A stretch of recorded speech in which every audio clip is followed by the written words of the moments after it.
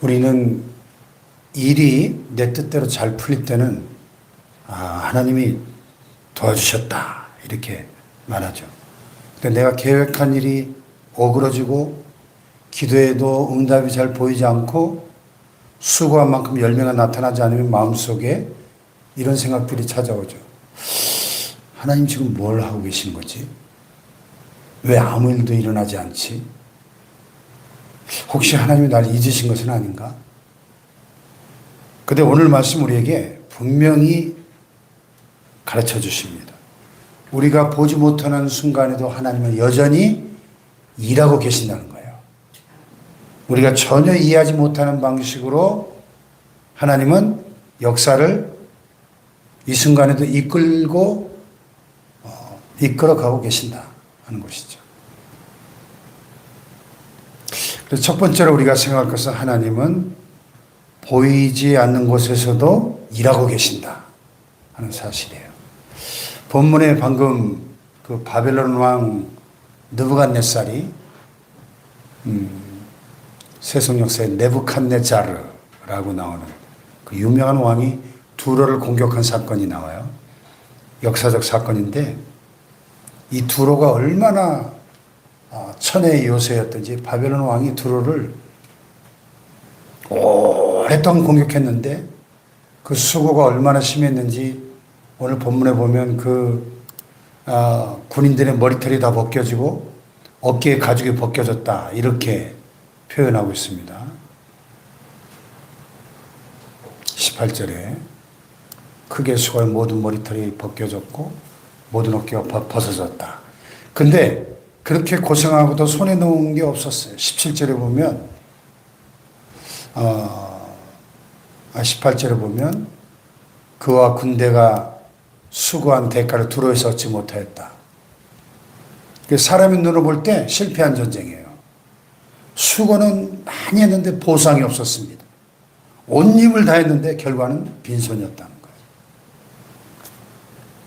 우리 인생에도 그런 때가 있죠. 자녀를 위해 평생 기도했는데 아직 믿음의 열매가 보이지 않습니다. 교회를 위해 충성했는데 알아주는 사람도 없습니다. 가족들 위해 희생했는데 오히려 서운한 말을 듣습니다. 건강을 위해 했었는데 몸이 예전 같지가 않습니다. 내가 이렇게 수고했는데 남은 게 뭔가 그런 생각이 들 수 있습니다. 그런데 하나님은 바벨론의 이 수고까지 다 알고 계셨다는 거예요.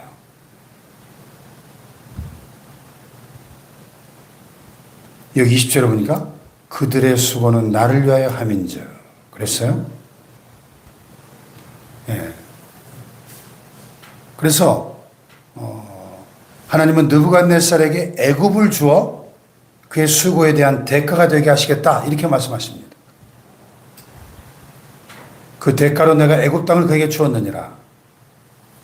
여기서 하나님이 바벨론의 그 모든 행동을 다 옳다고 칭찬하신다는 뜻이 아니에요. 바벨론 역시 교만과 악으로 인해서 하나님의 심판을 받게 될 나라입니다. 그러나 하나님은 그런 바벨론조차도 두로와 애굽을 심판하는 도구로 사용하셨다는 거예요. 세상 역사가 힘의 논리로 강대국의 힘으로만 움직이는 것 같이 보이지만 그 강대국조차도 하나님의 손을 벗어나지 못한다는 겁니다. 역사의 주관자는 하나님이십니다. 자신들은 자기 욕심을 이루려고 움직였지만 그 모든 과정 속에서 하나님의 뜻이 정확하게 착착 이루어지고 있다는 것입니다. 그러므로 여러분 결과가 당장 눈에 보이지 않는다고 해서 하나님의 일이 멈춘 게 아니에요. 오늘 당장 응답이 없다고 해서 하나님이 침묵하신 것도 아닙니다. 우리는 지금 당장 눈앞에 한 장면만 보고 있지만 하나님은 전체 그림을 보고 계십니다. 우리는 오늘만 보지만 하나님은 시작과 끝을 다 보고 계신 거예요. 하나님 우리의 수고도 아십니다. 새벽마다 드린 기도를 아십니다. 가족들을 위해 흘린 눈물도 아십니다. 교회를 섬기면서 감당한 희생도 다 알고 계셔요. 다만 하나님께서 우리의 수고를 갚으신다는 것은 반드시 우리가 원하는 때에 우리가 원하는 모양으로 보상하신다는 뜻은 아니에요. 어떤 수고는 자녀들에게 열매로 나타나고, 어떤 수고는 우리의 믿음을 성숙하게 하고, 어떤 수고는 다음 세대를 살리고, 어떤 수고는 하늘나라의 영원한 상급으로 남습니다. 제가 이렇게 목회를 38년째 하면서 쭉 주변에 목사님들을 보니까, 우리 동기 목사님들도 그렇고 주변에 똑같이 평생을 헌신하고 젊음을 바치고 희생했는데, 복음을 위해서 애썼는데, 어떤 분은 참 큰 교회로 성공적으로 잘 나가고, 또 어떤 분들은 평생을 그냥 농어촌교회에서 개척교회에서 참 힘들게 목회하시는 분들도 계셔요. 근데 가만히 보니까 이게 저처럼 작은 교회 목사님들, 개척교회, 농어촌교회 목사님들 자녀들을 보니까 하나님께서 자녀들을 깜짝 놀라게 축복하는 경우가 참 많더라고요. 그러니까 자녀들을 통해서 보상하신 거예요. 하나님 보니까. 목회는 힘들지만. 그러니까 낙심할 필요가 없다는 거예요. 하나님은 절대 우리의 모든 수고를 잊지 않으십니다. 아멘.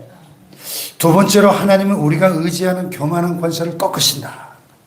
30장으로 들어가면 하나님께서 애굽을 향해서 여호와의 날이 가깝도다. 그 날이 가깝도다.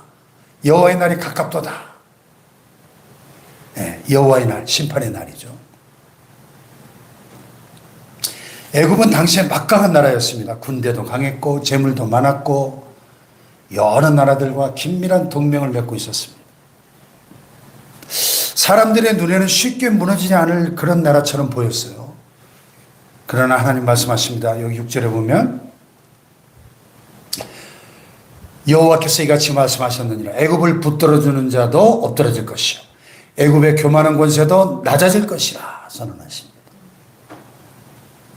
애굽뿐만 아니라 애굽을 도와주던 나라들도 함께 무너질 것이라고 말씀하십니다.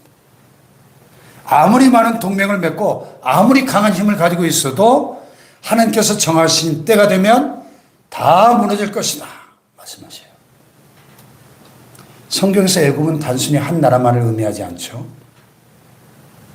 이스라엘 백성은 어려움이 생길 때마다 하나님보다 애굽의 군사력과 말을 더 의지하곤 했습니다. 성경에서 애굽은 언제나 눈에 보이는 세상의 힘과 인간적인 안전을 상징합니다. 그래서 믿음의 조상 아브라함도 약속의 땅에 기근이 찾아오니까 풍요로운 애굽으로 내려가죠. 애굽으로 내려간다. 상징적이에요. 세상을 바라보고 세상을 의지하고 세상으로 내려갔다는 거예요. 거기서 아내를 빼앗길 뻔한 위기를 만나죠. 우리에게도 의지하는 애굽이 있을 수 있습니다. 돈만 있으면 안전할 것이라고 생각합니다. 건강만 유지되면 괜찮을 거라고 생각합니다. 자녀가 잘 되면 마음이 든든할 것이라고 생각합니다. 내가 가진 스펙과 인맥이 나를 지켜줄 것이라고 생각합니다. 물론 돈도 필요하고 건강도 중요하고 스펙과 인맥도 중요하고 자녀의 형통도 참 감사한 일이죠. 그러나 그것들이 하나님을 대신할 수는 없다는 사실입니다. 건강은 하루아침에 약해질 수 있고 재산도 예상치 못한 일로 흔들릴 수 있고 자녀도 부모가 원하는 대로 움직이지 않을 수 있고 사람의 인정과 지위도 영원하지 않습니다. 하나님이 애굽을 심판하시는 이유는 인간을 괴롭히시려는 게 아니에요. 어제 새벽에 나눈 것처럼 애굽은 갈대지팡이다. 갈대지팡이. 예? 우리가 갈대지팡이 같은 헛된 것을 붙잡고 그것을 하나님처럼 의지하지 못하게 하시려는 거예요. 그래서 하나님은 때로 우리가 의지하던 것들을 흔드십니다. 그때 우리는 막 모든 것이 무너진다고 생각하죠. 그러나 하나님 우리를 망하게 하시려는 것이 아니라 우리를 무너지지 않는 영원한 반석 위에 다시 세우려고 하시는 거예요. 할렐루야. 세 번째로 하나님은 자기 백성에게 다시 소망의 뿌리 돋아나게 하신다 말씀하셔요. 여기 본문의 마지막 29장 21절에 보면은 심판의 말씀 한가운데 놀라운 약속이 나와요. 21절 보세요. 시작. 그날에 나는 이스라엘 족속에게 한 뿔이 돋아나게 하고 나는 또 내가 그들 가운데서 입을 열게 하리니 내가 여호와인 줄을 그들이 알리라. 아멘. 그날에 나는 이스라엘 족속에게 한 뿔이 돋아나게 하리라. 뿔. 성경에서 뿔은 힘과 권세, 영광, 명예를 상징하죠. 당시 이스라엘 나라가 망하고 포로가 되어서 다 뿔뿔이 흩어지고 그냥 뿔이 꺾인 것처럼 보였습니다. 아무 힘도 없고 미래도 없는 백성처럼 보였습니다. 그러나 하나님은 말씀하고 계십니다. 내가 다시 뿔이 돋아나게 하시겠다는 거예요. 사람이 스스로 뿔을 만들어내는 게 아닙니다. 나는 이스라엘 족속에게 한 뿔이 돋아나게 하겠다. 회복의 주체는 하나님이십니다. 하나님은 애굽을 낮추시는 데서 끝나지 않으시고 그들의 교만한 권세를 꺾으신 다음에 하나님의 백성을 다시 일으켜 세우시고 회복시키시겠다는 거예요. 할렐루야. 또 하나님 에스겔에게 나는 또 내가 그들 가운데서 입을 열게 하리라. 입을 열게 하리라. 심판만 외치던 선지자가 이제는 회복과 소망을 말하게 된다는 거죠. 오늘 우리의 입도 다시 열려야 합니다. 우리가 뭐 젊은 시절처럼 그렇게 막 혈기왕성하게 움직이지 못해도 우리가 기도할 수 있고 우리의 자녀와 손주들에게 내가 경험한 하나님 이야기를 믿음의 스토리를 전수할 수 있고 교회 안의 다음 세대들을 축복할 수 있고 낙심한 사람에게 따뜻한 위로의 말 한마디를 건넬 수 있습니다. 하나님은 우리의 입을 열어주십니다. 우리가 순종하여 입을 열 때 우리의 말은 사람을 살리는 말이 되는 거예요. 축복하는 말이 되는 거예요. 넘어진 사람을 세워주는 말이 되는 것입니다. 성경은 마침내 다윗의 집에 구원의 뿔을 일으키셨다고 선포하죠. 그 구원의 뿔이 바로 예수 그리스도이십니다. 예수님의 십자가는 모든 것이 무너진 사건처럼 보였지 않습니까? 예수님이 십자가에 달려 돌아가셨을 때 제자들은 실망하고 절망해서 다 뿔뿔이 흩어져 버렸습니다. 주님은 무덤에 묻히셨어요. 악의 세력이 완전히 승리한 것처럼 보였습니다. 그러나 하나님의 시간표는 십자가에서 끝나지 않았죠. 사흘째 되는 날 예수님은 부활하셨습니다. 죄와 사망의 권세, 사탄의 권세를 정복하시고 다시 살아나셨습니다. 그러므로 십자가는 실패가 아니라 구원의 완성이었고 무덤은 끝이 아니라 부활의 문이 된 것입니다. 할렐루야. 이것이 하나님이 이루시는 대반전이에요. 십자가는 가장 위대한 역전의 드라마였습니다. 그러므로 우리의 소망은 애굽의 힘에 있지 않습니다. 우리의 소망은 통장 숫자나 건강이나 자식들의 성공에만 있지 않습니다. 우리의 소망은 죽음을 이기시고 부활하신 예수 그리스도께 있는 줄로 믿습니다. 혹시 여러분 삶 속에 어떤 부분이 무너져 내리는 것처럼 느껴집니까? 오래 기도했는데도 응답이 잘 보이지 않습니까? 밤새도록 그물을 던졌지만 피레미새끼 한 마리도 못 잡았던 베드로처럼 수고했는데 손에 잡히는 것이 하나도 없는 것처럼 느껴지십니까? 오늘 하나님 말씀하시는 거예요. 나는 여전히 일하고 있다. 네가 보지 못하는 곳에서도 나는 이 순간도 일하고 있다. 내가 교만한 권세를 꺾을 것이다. 너에게 다시 소망의 뿔이 돋아나게 할 것이다. 너의 입을 열어 나의 은혜를 말하게 할 것이다. 할렐루야. 우리가 하나님의 시간표를 다 이해할 수는 없습니다. 그러나 우리는 의롭고 은혜로우시고 신실하신 하나님의 성품을 믿습니다. 하나님은 악을 영원히 내버려 두지 않으시고 자기 백성을 결코 잊지 않으시는 분이심을 우리는 믿습니다. 오늘의 형편만 보면서 낙심하지 말라는 거예요. 하나님의 스토리가 아직 끝나지 않았습니다. 우리의 시간이 아니라 하나님의 시간표를 신뢰하고 우리의 힘으로 억지로 문을 열려고 하지 말고 하나님이 열어주시는 문을 기다리십시오. 기도하며 기대하며 기다리십시오.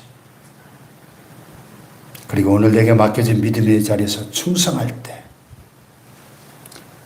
우리의 삶이 무너져 내리는 것처럼 보여도 하나님은 일하고 계시고, 꺾인 자리에서도 하나님은 샘불이 돋아나게 하시고, 십자가를 부활로 바꾸신 역전의 하나님께서 우리 인생에도 새로운 역전의 드라마를 펼쳐주실 줄로 믿습니다. 기도하십시다. 주신 말씀 붙잡고 오늘 눈앞의 결과가 보이지 않아도 일하고 계시는 하나님의 그 절대 주권을 신뢰하게 하여 주시옵소서. 돈보다, 건강보다, 자식보다, 사람의 힘보다 하나님을 더 의지하는 믿음을 주시옵소서. 삶의 여러 가지 어려움 가운데 낙심하지 않고 하나님의 시간표를 기다리게 하여 주시옵소서. 우리 주여 삼창 기도합니다. 주여